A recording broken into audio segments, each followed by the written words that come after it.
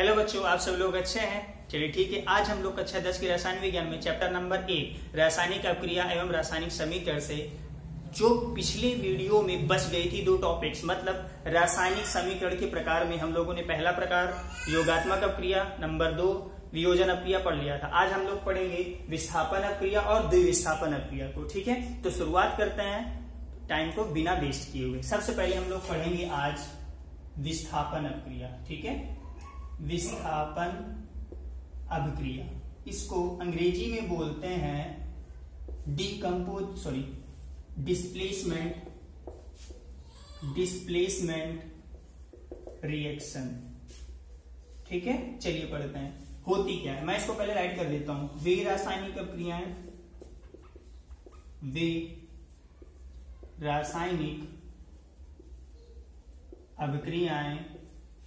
जिनमें एक तत्व अपने से कम क्रियाशील तत्व के यौगिक के जलीय विलयन से उसे मतलब तत्व को, ठीक है, उसे विस्थापित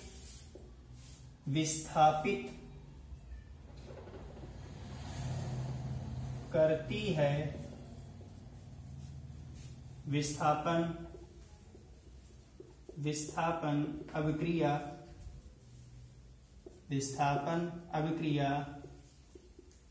कहलाती है। ठीक, इसको समझिए। वे रासायनिक अपक्रिया मतलब कोई भी रासायनिक अपक्रिया है, ठीक है, उसमें यदि एक तत्व अपने से कम क्रियाशील तत्व के यौगिक के जलीय विलयन से उस तत्व को क्या कर दे, विस्थापित कर दे, तो ये कौन सी रासायनिक अपक्रिया होगी?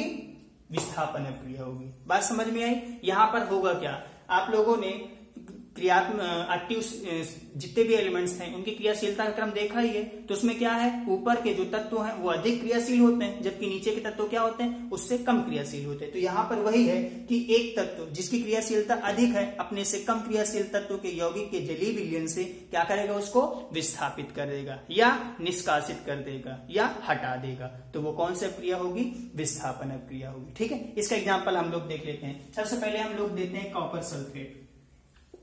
कॉपर सल्फेट का जलीय विलयन को बोलते हैं एक्यूएस सोल्यूशन ऑफ कॉपर सल्फेट। इसमें क्या करते हैं, जिंक Zn को जब हम डालेंगे तो होगा क्या, जो जिंक है वो कॉपर से ज्यादा सक्रिय होता है, क्योंकि जो एक्टिवेशन सीरीज थी उसमें देखा गया था जिंक ऊपर होता है और कॉपर नीचे होता है। तो होगा क्या, ये जिंक है कॉपर सल्फेट के विलयन से कॉपर को क्या करेगा, रिमूव कर देगा, हटा देगा, और क्या बनाएगा, जिंक सल्फेट, और साथ में कॉपर अलग हो गया।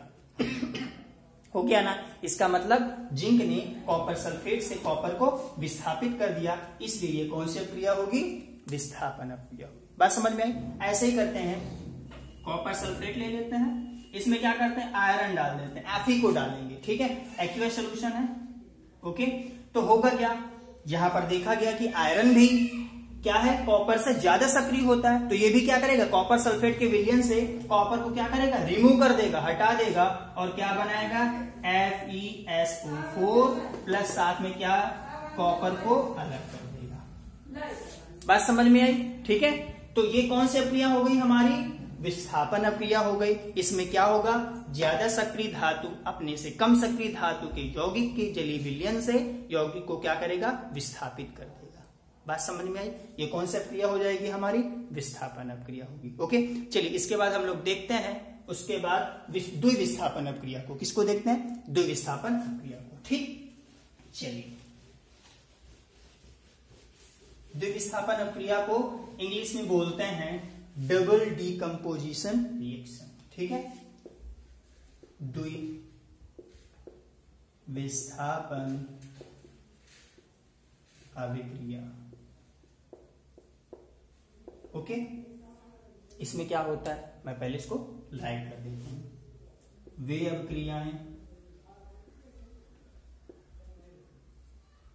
अभिक्रियाएं जिनमें यौगिक अपने आयनों का विनिमय करते हैं। क्या करते हैं? विनिमय करते हैं। द्विविस्थापन